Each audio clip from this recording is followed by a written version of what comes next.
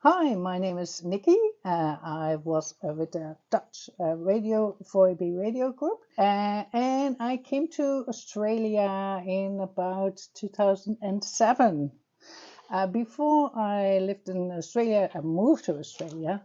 I actually lived in a few countries before I got here because I worked in project management and I worked in several countries in Asia. After that, it was a very intense time because it was lots of work. I decided to do a year of study, so I decided to study here in Australia, and I did my MBA here at the University of the Sunshine Coast. And with that, I also got some work experience. I could work with some of the students that were also in the same study, and that's how my journey in Australia started. And once I started working, I could also get a PR and a citizenship, and eventually I'll settle down here in Australia.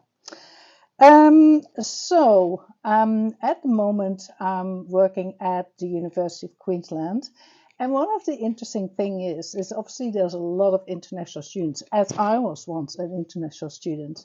And that's one of the advantages, I think, in Australia, is that a lot of people are here on a journey and come from different countries. That makes it a little bit more inclusive to a certain degree. And I feel like, for example, if you look at all the festivals here in Brisbane, if you look at all the things that are happening, that there is space for all the different cultures and that it can be celebrated to a certain degree. But obviously, there's also challenges. And one of the things is that as an international student, it's not always easy to find work at your level compared to the work experience that you had before, but often you have to start a little bit lower to actually get into the employment market and then to get there. And that's always a challenge. So I've also worked in recruitment, for example, here in Brisbane. And one of the things that I noticed is that even renowned heart surgeons from Japan, for example, had to start from scratch again and sometimes had to do volunteering before they actually got into the next job. So there are different kind of things that challenges that you need to take if you're going to a different country. And I think one of the things is that all the work experience that you had overseas is not necessarily equal to work experience that you have in Australia. But still, you've got a chance. And if you work hard at it, I definitely think that there is this inclusiveness going on.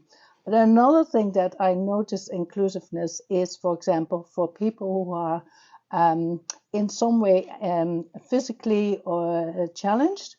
For example, I just come back from Europe and I noticed that everywhere there's stairs, there's no access, it's very difficult to get around as somebody in a wheelchair. But here there are lots of different kind of ways to gain access to all the different buildings. And I have the feeling that Australia is really taking care of this, but is also very much aware of it. I don't know about other employers. I guess every employer is different, but in our institute, there's a lot of emphasis on being inclusive and making sure that your policy is inclusive to all the different people that live around Brisbane. Okay, and so in that sense, I think that if you have challenges, if you want to get around, there are people, there are opportunities for you, and it is possible. But just as in every country as well, I guess, there's also challenges, and that's something that you always have to get through. What do I love most about living in Australia? Obviously, the weather is very good.